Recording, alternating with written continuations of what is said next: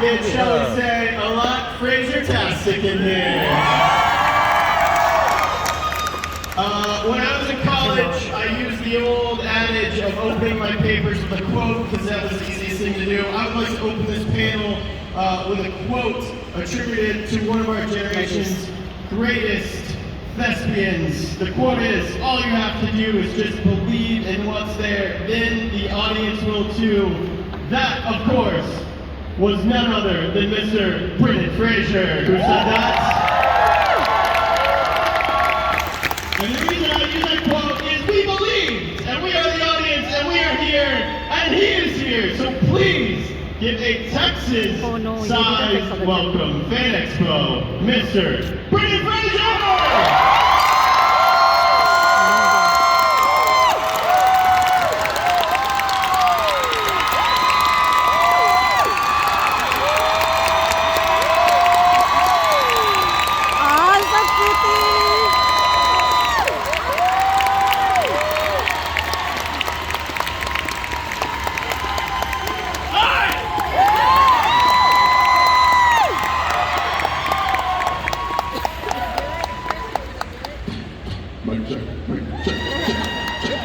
I'm with the band.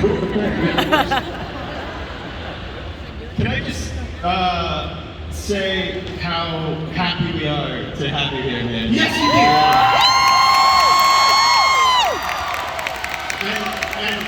And for those of us that grew up with films like, I don't know, Encino Man, George of the Jungle,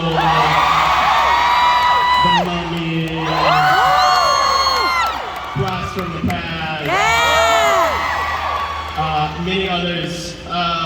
It just what? School pass! We don't have enough time to go through this, but it feels so good to have lived through a time and also to now be alive in what I will call the Renaissance. I mean, truly, like, you're such a hero, man. You're such a hero to all of us, and there's never been a leading man quite like yourself. So thank you for being here with us. It really means a lot to us, and thank you. Well, it doesn't happen in a vacuum. It takes everyone, like your good selves, to bring me to this place, and I'm so grateful. Thank you for it means a lot to me. Thank you.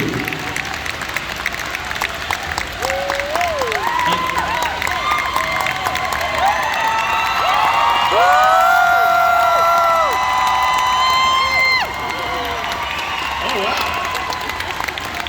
How often do people run up and just taking pictures of yourself? In my underpants. And wearing a Stetson. I'm keeping this. It would have been weird if she ran up with a picture of me. Then I would have had questions. That would have been weird. But you have like some really exciting projects coming up, and you know, for the real ones we know, you never went anywhere. You were always there. You're always there in our hearts. But we're so excited for Collision Flower Moon with Mr. Scorsese, Mr. DiCaprio, Mr. De Niro, and you shot that right down the road in Oklahoma? Yeah. That was in Barstow, Oklahoma that summer. Boy, was it hot. Yes, look for that later on in the year. But I'm here now, and what have I got in the pipes? I'm shooting season 4 of Doom Patrol. And you told me something pretty exciting backstage. A lot of us know once you get to season 4 of a series, you can get a little crazy. What episode are you about to film? I think we're in, well, there's like 2 or 3 in rotation. It's like a 3-ring circus. It's a big operation in Atlanta. Very exciting. Season 4, episode 9 will be entirely done as a musical. So wish me luck. Because I'm playing to the nosebleeders on that episode. So we get to big folks, we're back there! So we get to see Brendan Fraser do a little Fred Astaire, maybe? A little... There's a lot of dancing and singing, because it's, you know, a musical. Yeah. Yeah. Oh, everything. But there's no other way. Oh gosh, I really talked myself into a corner here. There's no other way to do this episode unless it is set the song and dance. I'll put it that way. Absolutely. And speaking of DC, you're going to be in another DC property with Batgirl. Yeah. Yes. Tell us about that. Yes, that's also in post right now. Got shot in Glasgow, Scotland last winter. Boy, it's going to be a cool movie. It's in the reality of Batman. There's dirt under the fingernails. Everything is kind of handmade, crafted by the world of itself. Glasgow is a place that is typecast to be Gotham City, and I play Firefly, who is quite annoyed with the system, and he wants to burn the town to the ground. Anyway, they gave me a really cool outfit. It's inspired by a 19th century firefighter kit. Check it out on the internet if you want to get an idea what it looks like. But I had fun. That's in the pipes, so watch for that later. And I think that's what I've been up to. Oh, The Whale, right, thank you. The Whale, later on this year, I should know this. I should know this. I worked with Darren Aronofsky on a very small film. It's shot during the lockdown. We were in Newburgh, New York. But I've seen it, few people have seen it, and I can tell you that it's a departure for me. And by story's end, you may want to gather yourself. It's an Aronofsky film, so I know I've been a lot Put your of hand more here. easily digestible, mass consumable stuff, but I hope you'll check this one out too. You cannot see it. So watch it. It's You got quite a year, Scorsese and Aronofsky and all the DC stuff. So, You've been in a lot of films that spectacle have become franchises, of course, and fan favorites. For you to bring your spectacle of course, down. The Mummy. But what is it like to kind of be now in the DC universe and not one but two kind of fan-loved properties, certainly amongst your target audience here at Fan Expo with that?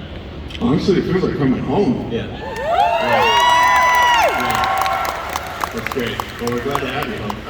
Let's take it all the way back to the beginning. Encino Man wasn't your first film technically, but it was your first starring role, which is kind of funny because it gives you a lot to do as an actor, it's. I just rewatched it, and of course, Sean Astin is here, your great co-star. What was your experience like on Encino Man? Take us all the way back. It was. You said it gave me a lot to do. I was making it up every single day. Nothing was on the page. Maybe it said Link takes a hit off of the Slurpee machine. I mean, it stands to reason that you'd get the worst freezer headache of your life. I think because I was straight out of conservatory training at that point in my life, and I had nothing but exuberance and energy for physical comedy, that I figured I'll just swing for the fences now and then go back to flipping burgers later.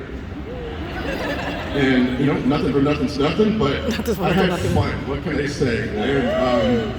And sometimes it finds an audience. So thanks for that. It's such a fun movie. And then you didn't quite play a caveman, but you played similarly in George of the Jungle, which. Can I tell you?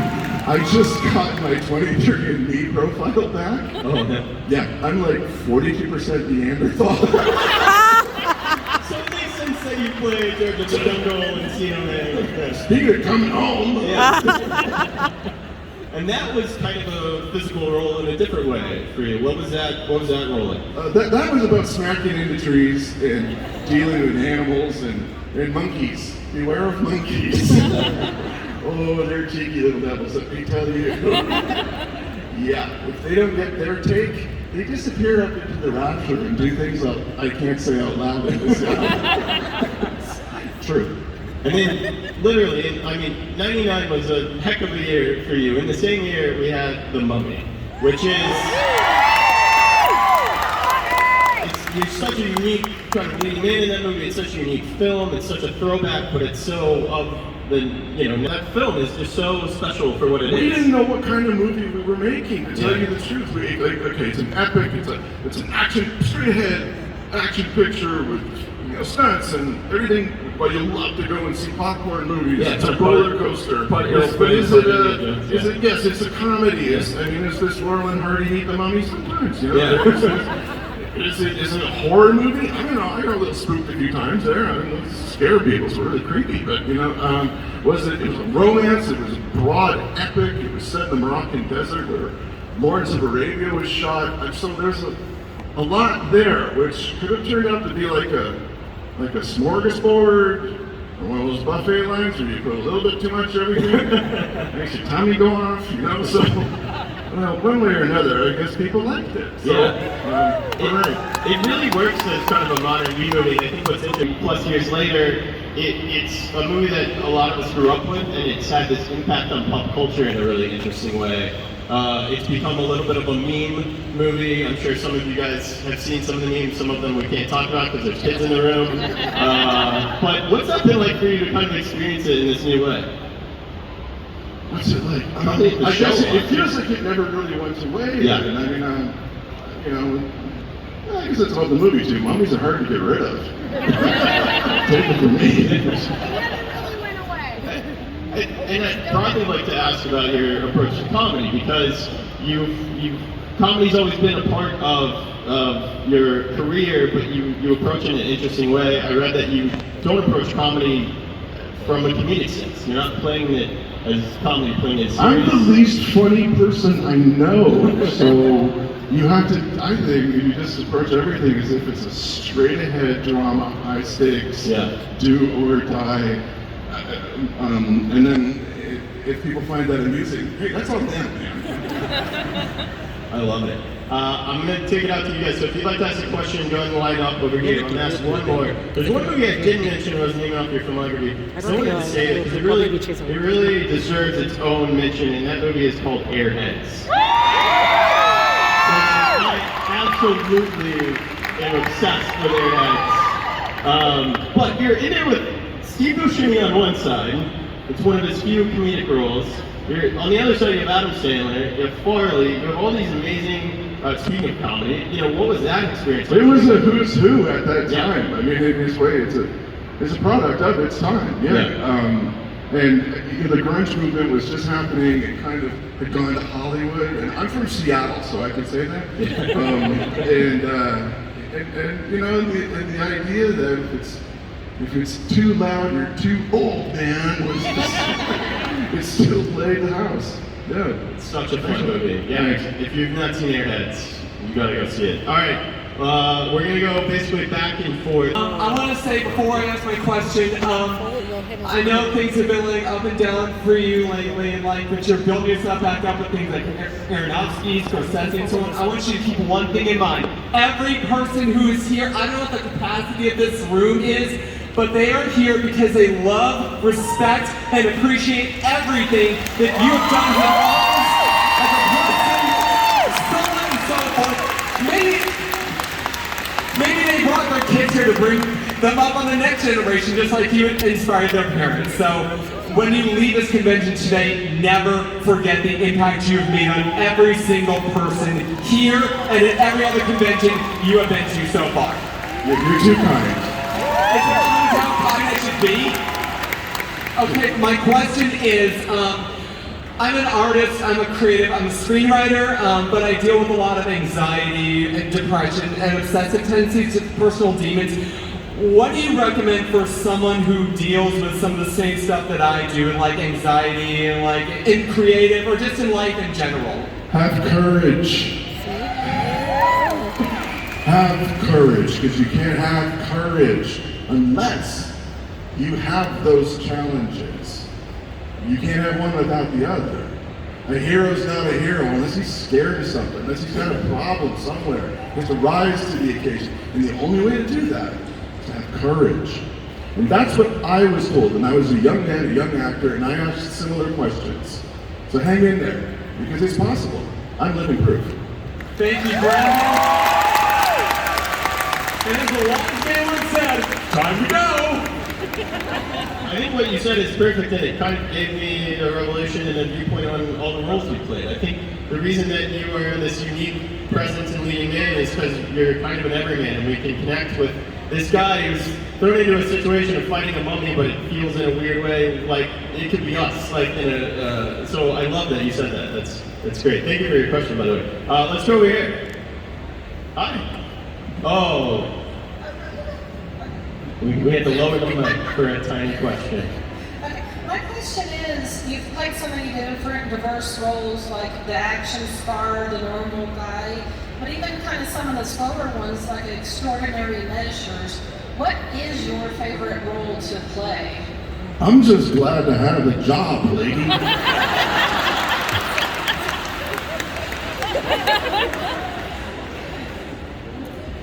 Perfect answer.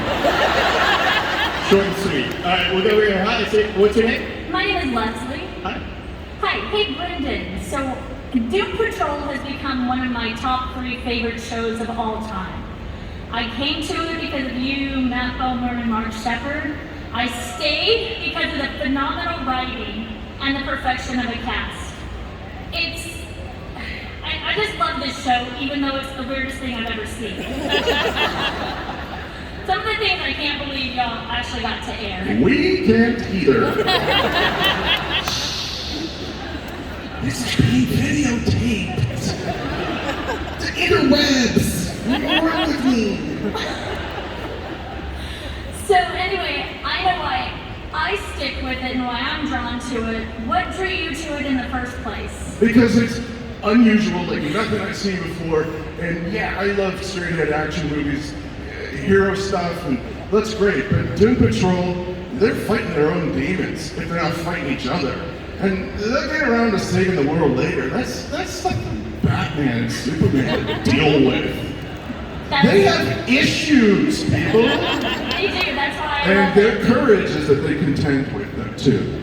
Oh, And it includes everyone. It reaches out to its audience. For those of you who feel disenfranchised, disenchanted, that might be a home base for you. Check out Doom Patrol. And I have to say, you cursing in the show is a joy I never knew I needed in my life. So thank you. I'm not going to say it, but I might write it on a picture if you come by the autograph booth.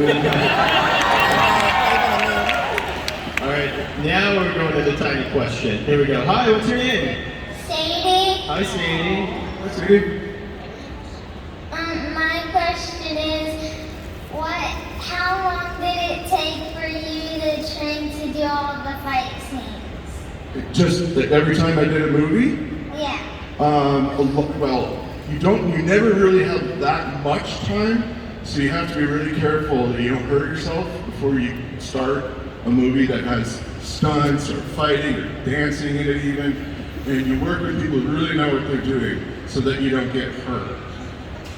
Now, if you survive that, maybe you got a film career, kid. I have a feeling Sadie was asking because that is what she wants to do. She wants to train to fight. Maybe. Nice. All right. We'll go over here. Hi, what's your name? Hi, I'm Jessica. Hi, Jessica. Hi, love your shows, big fan, long time. You play a variety of characters, and I'm just curious, which character is closest to your own personality? I'm gonna waffle here and say there's a little bit of everything in all of them. Because if you're not working from a place of authenticity, then you're kind of phoning it in. And there have been days, but in those instances, that's when you just act the part. Otherwise, I'd rather try and live it and make it personal. That way, if I believe it, then you will too. If I believe that there's a swarm of mummies when all I'm really looking at is just a yellow tennis ball on a sea of blue or green, if I believe it, the special effects guys will too, and then so will you. It's make-believe. Let's not get too sanctimonious about acting. and it helps to work from what you know. Which we should point out at the time, in 1989, you were one of the first actors that had to act against tennis balls like that. I mean, that was groundbreaking stuff you guys were doing at the time. And that's left over from, I gotta say, back in the day of working in a conservatory program. I trained in Seattle, Washington, in a dark black box theater with students, and we were hungry and hopeful, and as long as whatever we were doing, that sort of inclusive environment, as long as we believed what we were doing, then we were growing and learning, and I think it helped to bring it into the world of film. Yeah, so I was very lucky. yeah. All right, we'll go back over here. Hi, what's your name? I'm Heather. I'm the mom of Sadie. Parenting done right. Yes. No, I've loved you forever, and I have had your picture in my locker in high school. Hey, that's weird. Me too. I'm old. But I love my husband. I didn't say that you did, did you? Of course you do. My question Where's your husband? Wait, where's your husband? We got 4 kids. We're good. My question. I got 3. Let's get together. We'll have a volleyball team.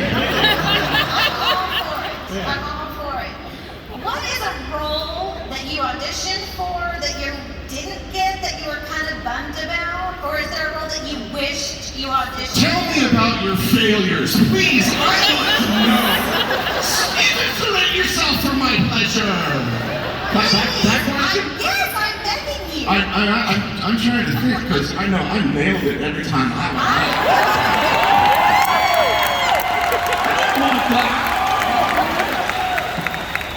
Okay, fine, I'll give it. Just settle down.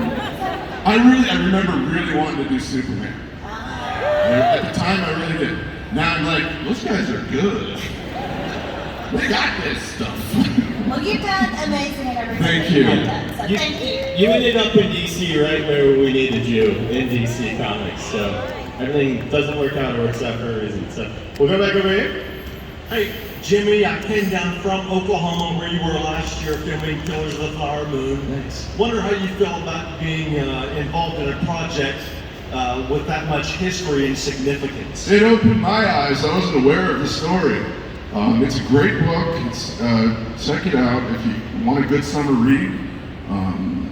I'm gonna, forgive me if I reserve comment until the film comes out, because I have not seen it yet. And in deference to Mr. Scorsese, I don't know what I'm talking about, because I don't know. But the subject matter, I am pleased to see that it's coming to light now. It's important. You reminded me of something that reminded me of something from her question. The flip side of that, not a role that you lost out, but somebody who you beat out for many people for the role of the Mummy, quite deservedly. One of those people was Leonardo DiCaprio, the co-star. Your co-star. Yeah. So there you go. He's a really, when I was first in LA, I went to a screening of this movie called Gilbert Grape, and he was at the screening, and I told this kid, "You're so good. Like, please keep doing what you're doing." I wanted to, because I'm like, someone gets it that early on, and he was really just, he was 14 or 15 at the time, and I saw him last summer, and he said the nicest thing to me. He said, "I want you to know that he remembered that, and that I was one of the first people who didn't treat him like a kid, you know?" And I was like, I was? Oh, I didn't do that. That's really special. Anyway, it was good to see you again, and, you know, come see the movie. Bob's your uncle. Next! Yeah. Next. Come over here. Hi. You forgot his question. Okay, so, hello Brandon. My name is Josh Mendez, and before I answer my question, I'll promise I'll keep this short. I just want to say thank you so much for making your appearance here. You make my day so much, and I just wanted to wish you a happy early Father's Day tomorrow, and for you to enjoy your day tomorrow. You inspire me so much, and you are one of my favorite childhood hero actors. Thank you. Okay, so my main question for you, sir, is during the production of George of the Jungle back in 1997, towards the end, when you're swinging to St. Ursula at the end of the river, what was it really like during the production when you got hit by that giant tree? Painful. and call me Brendan. Sir is my dad. All right, Brandon. Right. Nice. I totally respect that. We'll go after that. Hi, what's your name? Hi, I'm Isaac. Hi, Isaac. How's it going, Brendan? Call me Sir. All right, sir. My apologies. So my question is, would you be interested in doing The Mummy 4? And okay. Well, he's got to follow up because he's about to hand you a script for it. Yeah, I got buddies who have written a script, like genuinely. I can get my people in touch with your people. If you want, I can meet you at the autograph booth. I'm dead serious. We keep Hollywood suits out of it. It's just normal people. No one will know. It's just between you and me, bro. Yeah. I'll say two things. One, respect the hustle. Two, it has to be better than the Tom Cruise one. So.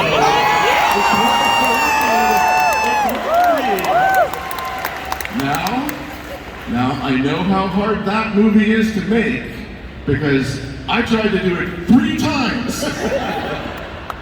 But then Bob. Successfully. All right, we'll go over here.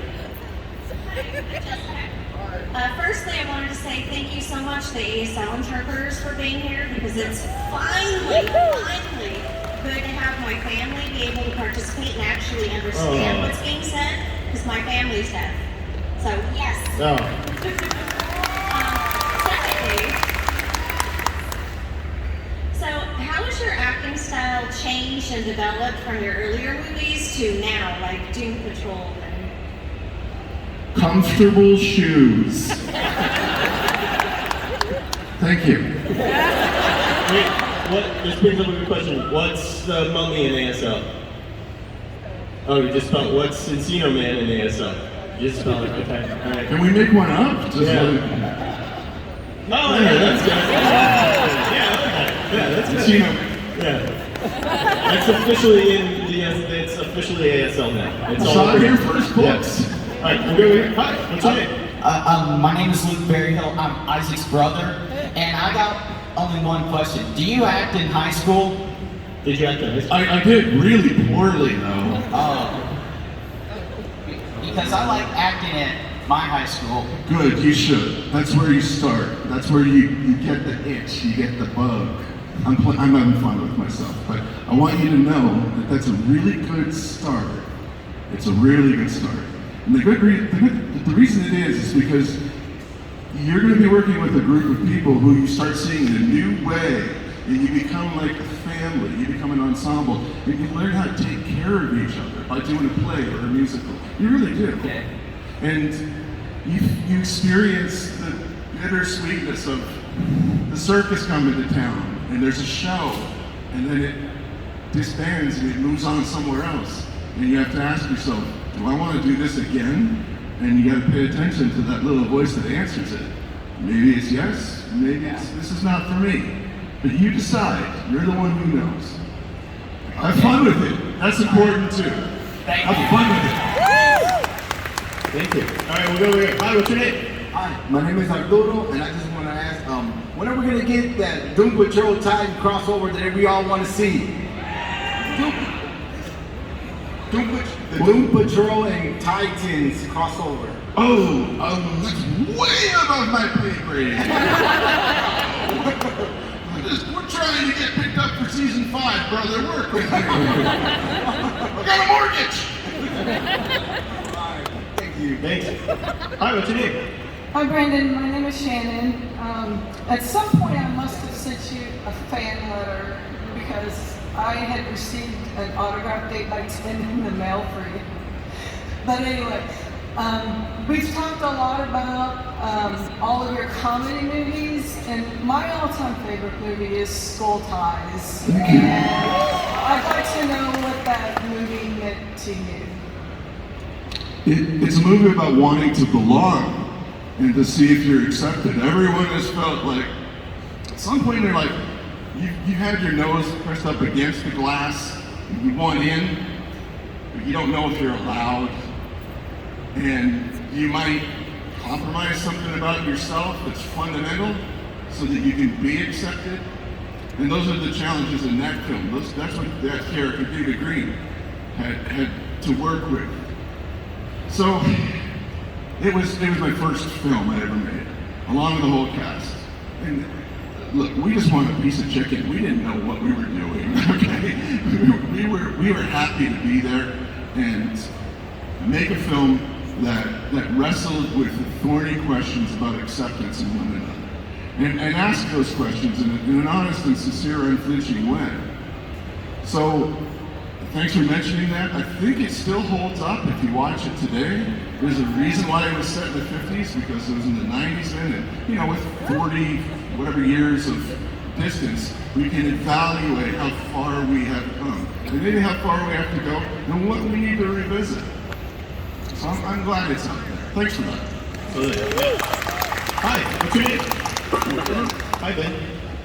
So, Brendan, obviously you are Cliff Steele, Robot Man on Doom Patrol, and I wanted to ask you, since you're wearing a suit that covers your entire face, are there any acting tricks that you use to emphasize certain emotions? This is the part where I tell you that Doom Patrol has been the best day job for me that I've ever had, because the actor's called Riley Shanahan. Riley wears the suit. He does that heavy lifting. Riley is the man, and I will tell you that he and I learned quickly. We had something in common, albeit 20 years apart. We went to the same college. We had the same kind of training, namely physical comedy. Mask work. That's what it is. Superheroes are working in masks. And that doesn't mean that there's any special trick or anything. You should still be able to you still give the performance, although your face is covered up. An audience can tell the difference. He's got to work through a plastic mask. And if you believe that was me there the whole time, you're flattering me. I'll tell you that. You are very Thank you. Thanks. Hi, what's your name? My name's John. I have a question that's kind of a duplicate from the previous guy about Killers of the Flowery Moon.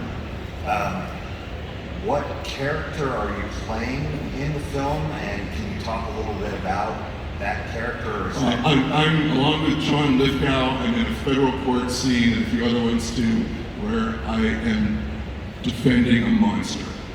Okay, yeah, to see. Not much to work with there.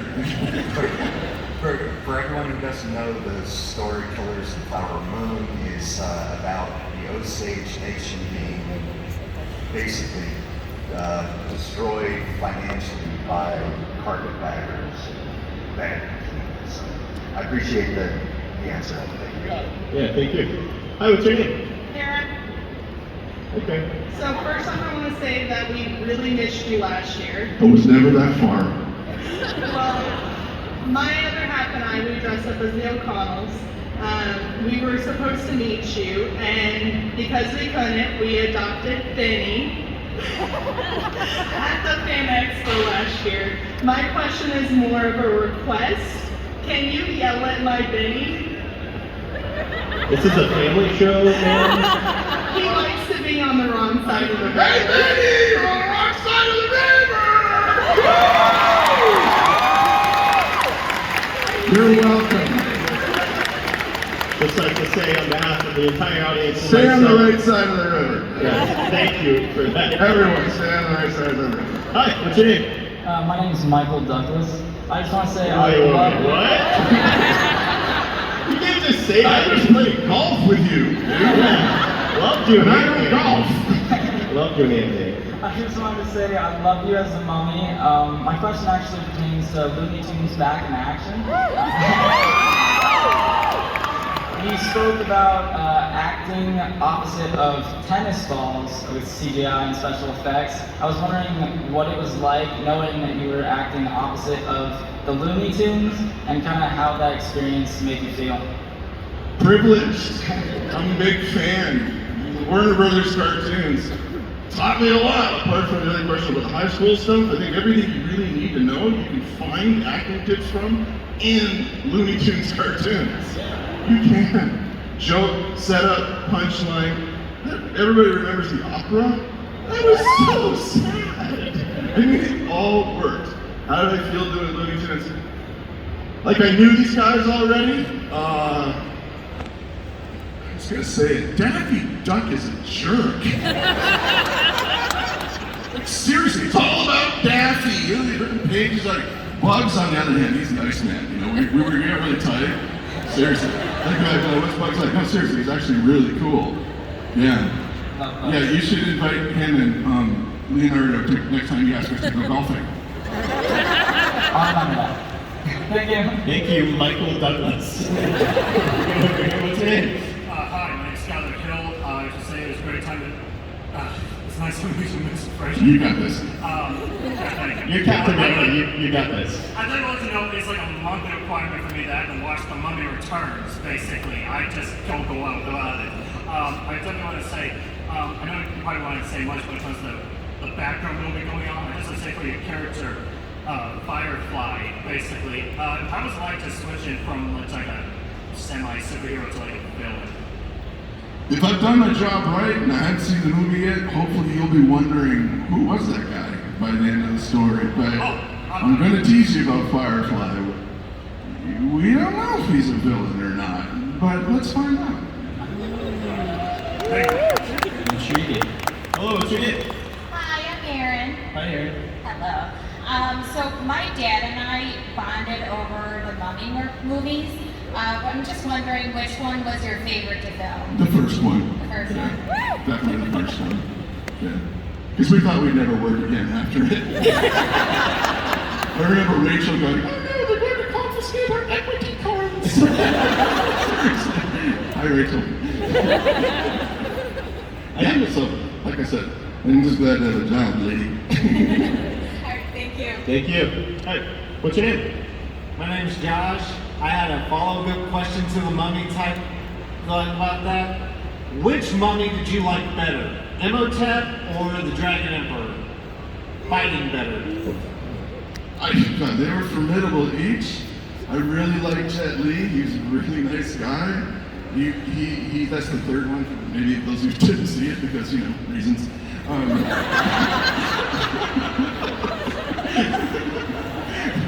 Just stay with me. When I first met Jet, I happened to be in a car and we were in Toronto, Montreal, sorry, and he was in the car ahead of us. He was just coming from the airport, and we just happened to be at the light behind him. I was coming from a video or something like that, and so the driver called the other one and said, "Hey, can you pull over and say a quick hello?" And he did. So on the sidewalk, there's Jet Li in downtown Montreal. Gets out of the car and he's like, "Hi, how are you?" He was so nice. And then I looked at him, and he looked at me, and he looked at my feet, and then he looked at his feet, and he was standing on the curb, and I was in the street, and he goes, "We can see each other eye to eye now." and then we beat each other up a lot. So in other words, Jet Li was the nicer mummy. Arnold is a prankster. He's been circulating this rumor that's 20 years old that I wore pasties and makeup and a jacket. He's been punking me for that long. I see you, Arnold. I see you, brother. We'll take this up later when all these people are gone. You and me. We'll make a movie about it, maybe. You know, we'll fight. Just an idea. There's a guy in the audience with a script.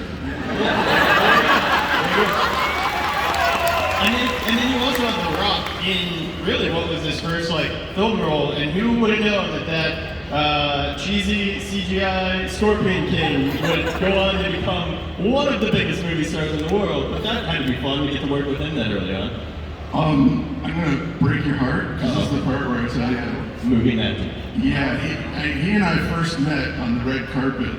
At the Mummy Returns, because he was an X on a piece of tape, on a stick, on a piece of wood behind me that Arnold and I both went, we're so scared of you. You know what? Considering we've all seen that CGI, that makes sense. Yeah, that makes sense. To be fair, I met the guys at the after party, and they're like, "Hey, how are you?" CGI, and I'm, and they're like, I know, we needed more time, okay? All we're saying, this was a rough job. Well, people remember it for one reason or another. All right, thank you, Brandon. Thanks. Hi, what's your name? Hi, I'm Dean. Thank you for Doom Patrol. It's my all-time favorite comic, and I think the show did it perfectly. My question is, do you have a favorite episode of the show that was either the best to work on or the best came out that you liked to watch? Sorry, I have a microphone. I don't know if I can name them. I think I like the episode when everybody got to meet their alter ego, and they kind of got together in the sweat lodge, had a conversation about what's really going on, and they got real, and they figured out, okay, you be you, I'll be me, let's go forward. But because this is Doom Patrol, that went right out the window. Stay tuned, folks. Thanks for that. You do well. Hey, cool costume, by the way. All right, I'm being told we have time for just a couple more, and there is one gentleman that I saw that I want to end on, so we're gonna get to you. But let's go over here. Yes. Just wanted to ask, given kind of the recent years, especially in regards to like lockdown, did that make you feel like you could relate more to Adam from Blast from the Past? And change how you position now if you were to redo it? I think we all felt like that. That's a great point. Yeah. Underground for 30 years with your parents. I will say during the lockdown, I never reached such a low point that I drank hot Dr. Pepper. I never did that. Monster. All right, very quick. We're going to go to you, and then we're going to come back over here for our last question. So take it away. Hi, my name's Amanda. I want to say first that my mom is so jealous that I get to see you today. She has such a crush on me back. This is the mothers. But also, sometimes the mothers and the daughters have the crush. Easy. But yeah, since you had so many movies that like made my childhood, like George of the Jungle, Looney Tunes, now that you have your own kids, do they watch them? Are you kidding? They've seen me in my underpants and they're like, ugh, it smells like the food.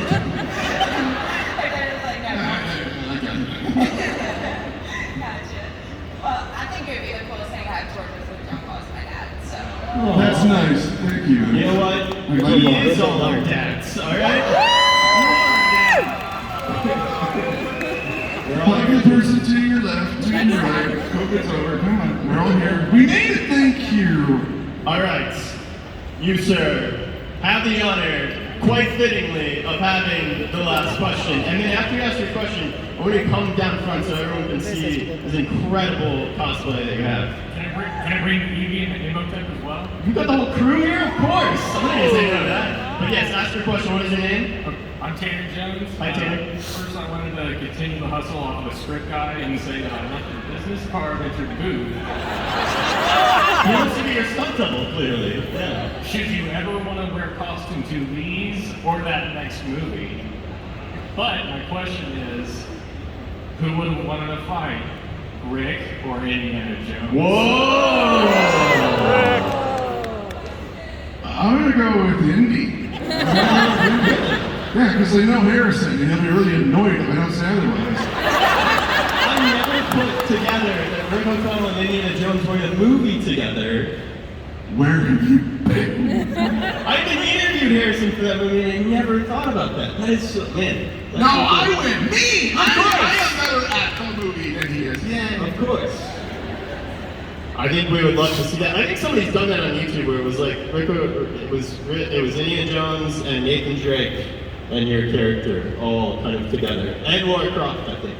I'd love to see it. Write that script, someone. I'd love to see that movie. A lot of crossover. A lot of crossover. I'm working on a photo shoot for that. That's awesome. All right, well, come down front so everyone can check out appropriately these cosplays. Oh man, it looks so good. I love the ball cap. Just come right up, right over. This is awesome. Give them a round of applause. Oh, the book! And you're so done. You ever see me eat Encino Man cosplays? I saw one. Yeah. Yeah. And I think it was like the sweater and the skating rink. And it's the 30th anniversary. Yeah. Yeah. And if you don't know, if you're big fans of Encino Man, you pop up in a few other 90s Pauly Shore hits, and you're always credited as Link, right? Is that true? It's an in-joke. It worked once. So Hey, I'm always eating a frog, too. Hey, nice meeting you guys. Yeah. Well played. Right. ED, don't change. Stay away from the laggards. We talked about this. Hey, Motep. Thank you. Thank you. All right, give these guys a round of applause, and then keep that applause going for Mr. Fraser. Thank you, Thomas. Thank you. Let's do something really fun. Let's do a big crowd selfie really quick, everybody. Go crazy, guys.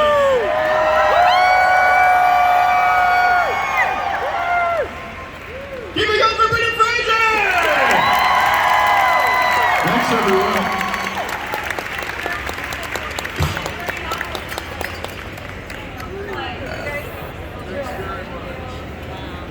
Take care. Have a great day, all.